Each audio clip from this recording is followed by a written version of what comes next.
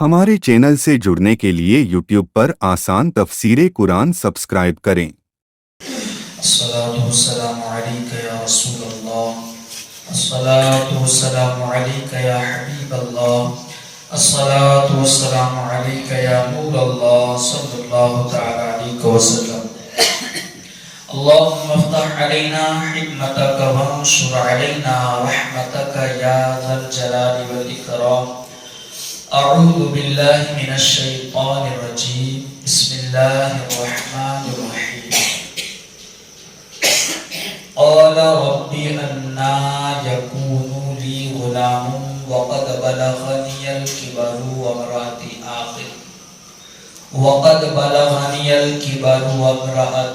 عاقر. قال كذلك الله يفعل ما يشاء. قال رب اجعل لي آية.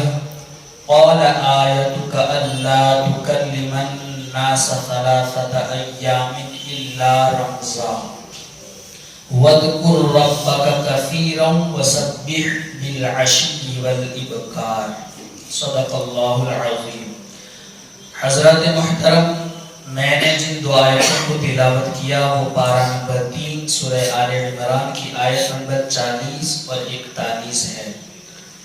اس آیت سے پہلے ہم یہ سن چکے کہ جب حضرت زکریا علیہ السلام نے حضرت مریم رضی اللہ تعالیٰ عنہ کے یہاں بے موسم کے پھلوں کو دیکھا تو ان کے دل میں بھی خواہش پیدا ہوئی کہ جو رب بے موسم کے پھل دینے پر قادر ہے وہ یقیناً مجھے بھی اس بڑھاپے میں اولاد دینے پر بھی قادر ہے.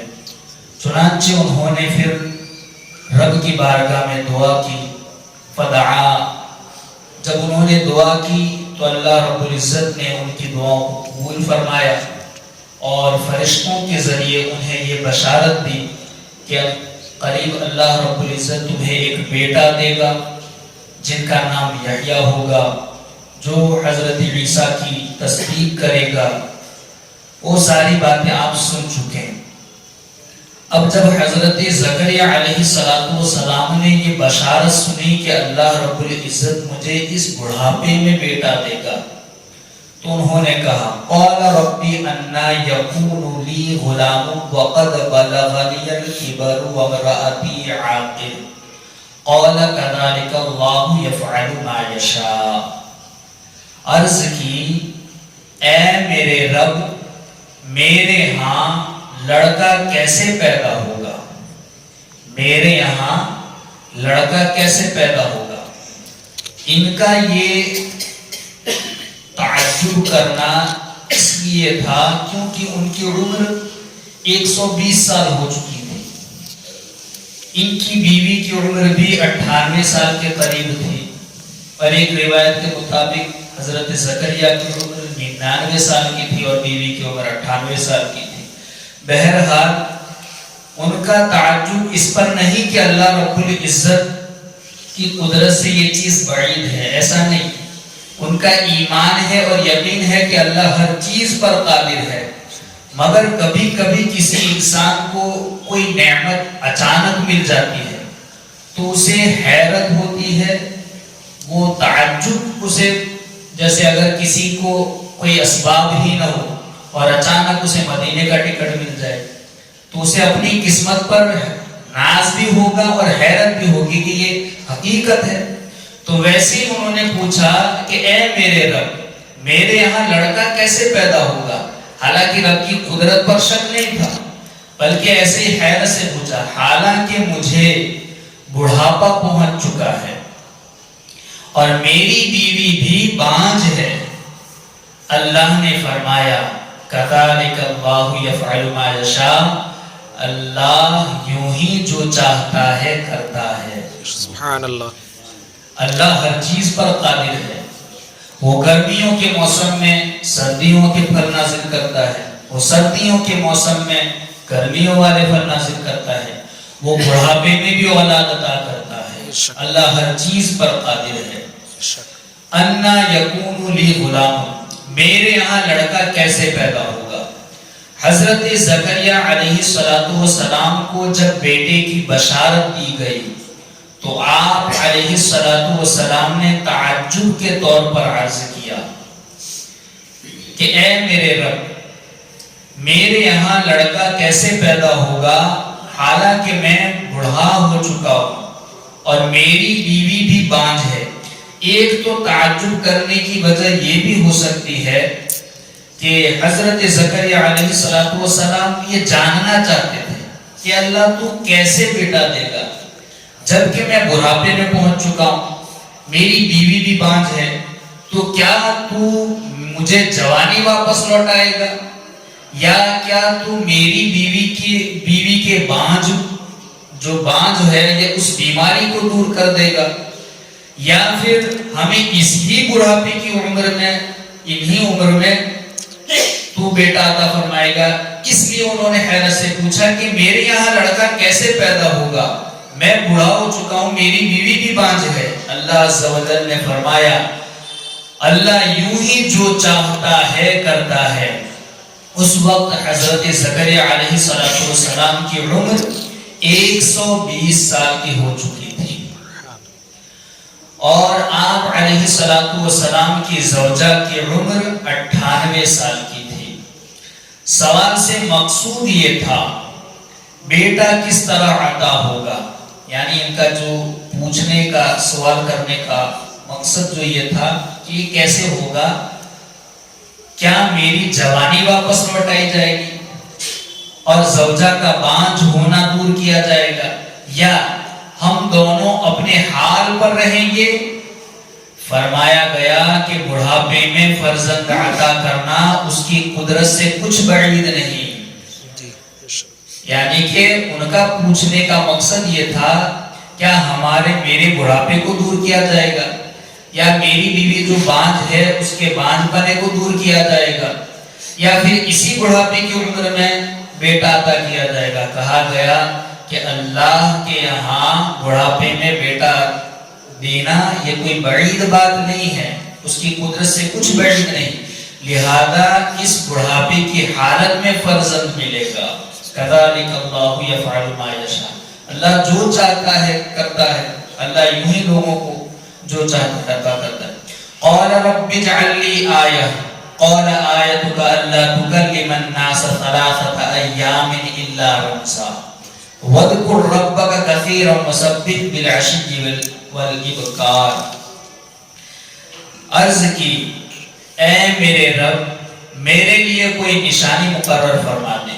جب اللہ نے یہ کہا کہ اللہ یوں ہی عطا کرتا ہے، اللہ کی قدرت سے کچھ بعید نہیں ہے، تو پھر حضرت زکریا علیہ السلام نے اللہ کی بارگاہ میں عرض کیا کہ اب میرے لیے کچھ نشانی دے دے تاکہ جب وہ میں نشانی دیکھ لوں تو میں تیری عبادت میں شکریہ کے لیے عبادت میں مشغول ہو جاؤں۔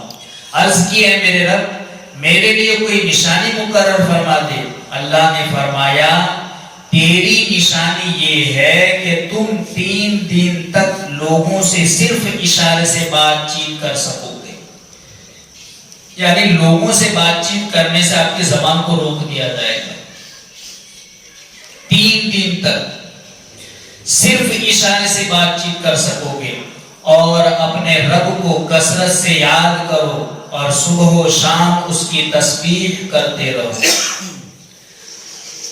حضرت زکریا علیہ السلام نے حمل ٹھہر جانے کی صورت میں علامت ظاہر ہونے کا عرض کیا کہ اللہ مجھے کچھ نشانی دے دے تاکہ جس نشانی کو میں دیکھوں تو مجھے اس بات کا پتہ چل جائے کہ میری بیوی کو حمل ٹھہر چکا ہے، تاکہ اس وقت زیادہ شکر و عبادت میں مصروف ہو جاؤں۔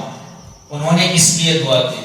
اللہ تعالیٰ نے فرمایا کہ تیری نشانی یہ ہے کہ تم 3 دن تک لوگوں سے صرف اشارے سے بات چیت کر سکو گے۔ چنانچہ ایسا ہی ہوا کہ جب آپ علیہ السلام کی زوجہ کو حمل ٹھہرا تو آدمیوں کے ساتھ گفتگو کرنے سے زبان مبارک 3 روز تک بند رہی، یعنی لوگوں سے بات چیت کرنے سے آپ کی زبان کو روک دیا گیا، صرف اشارے سے لوگوں کے ساتھ بات چیت کرتے تھے۔ مگر یہ بھی ان کا ایک معجزہ ہے کہ لوگوں کے ساتھ بات چیت کرنے سے، دنیاوی امور والی باتیں کرنے سے تو زبان کو روکا گیا، مگر اللہ کے ذکر کے لیے زبان کو نہیں روکا گیا۔ جب اللہ کا ذکر کرتے تھے زبان سے کرتے تھے۔ 3 روز تک بند رہے اور تسبیح و ذکر پر آپ قادر رہے، اور یہ ایک عظیم معجزہ ہے۔ یعنی جب ذکر کرتے تھے، تسبیح کرتے تھے تو زبان جاری رہتی تھی، مگر جب لوگوں کے ساتھ بات چیت کرنی ہوتی تو اس وقت زبان کو روکا گیا۔ 3 دن تک یہ حال رہا، جس میں یعنی کہ یہ عظیم معجزہ ہے کہ جس میں اعضاء صحیح و سالم ہو اور زبان سے تسبیح و تقدیس کے کلمات ادا ہوتے رہیں، مگر لوگوں کے ساتھ گفتگو نہ ہو سکے۔ اور یہ علامت اس لیے مقرر کی گئی کہ اس نعمت عظیمہ کے ادائے حق میں زبان ذکر و شکر کے سوا اور کسی بات میں مشغول نہ ہو۔ یعنی کہ آپ کی زبان کو لوگوں کے ساتھ بات چیت کرنے سے اس لیے روکا گیا تاکہ آپ کی زبان سے اللہ کے ذکر کے علاوہ کوئی اور بات جاری نہ ہو۔ زبان کھلے تو صرف اللہ کے ذکر کے لیے کھلے۔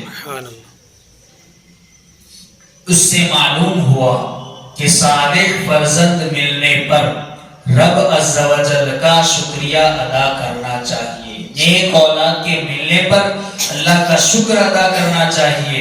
اور شکر ادا کیسے کرنا چاہیے؟ عقیقہ، صدقہ، خیرات، نوافل، سب اسی نعمت کا شکریہ ہے۔ اور چونکہ ہمارے آقا صلی اللہ تعالی علیہ وسلم رحمت للعالمین اور کائنات کی سب سے عظیم ترین نعمت ہے، اس لیے اس نعمت کا شکریہ ہم میلاد کی صورت میں ہمیشہ ادا کرتے رہتے ہیں۔ سبحان اللہ۔ کیونکہ اس کائنات میں اللہ رب العزت نے کہا وَأَمَّا بِنِعْمَةِ رَبِّكَ فَحَدِّثْ، اللہ کی نعمتوں کا خوب چرچا کرو۔ تو اس کائنات میں ہمارے لیے تو سب سے بڑی نعمت ہے ہمارے آقا صلی اللہ علیہ وسلم کا آنا۔ تو ہم اسی لیے میلاد کے دن حضور کا چرچا کر کے، میلاد منا کر کے ہمیشہ شکر ادا کرتے ہیں۔ وَسَبِّحْ بِالْعَشِيِّ وَالْإِبْكَارِ، صبح و شام اس کی تسبیح کرتے رہو۔ اگرچہ ہر وقت تسبیح و تحلیل بہتر ہے، یعنی یہاں کہا گیا صبح و شام رب کی تسبیح بیان کرو۔ اگرچہ اللہ رب العزت کا ذکر تو ہر وقت کرنا بہتر ہے، لیکن صبح اور شام ان کو اس لیے بیان کیا گیا، اس کی خصوصیت سے زیادہ بہتر ہے کہ اس وقت دن رات کے فرشتے جمع ہوتے ہیں۔ صبح اور شام کو اس لیے بیان کیا گیا کہ صبح کا وقت دیکھیں تو دن آ رہا ہوتا ہے، رات جا رہی ہوتی ہے، تو صبح کے اور رات کے فرشتے جمع ہوتے ہیں۔ شام کا وقت دیکھیں تو دن جا رہا ہوتا ہے، رات آ رہی ہوتی ہے، تو اس وقت بھی فرشتے جمع ہوتے ہیں صبح اور شام کے۔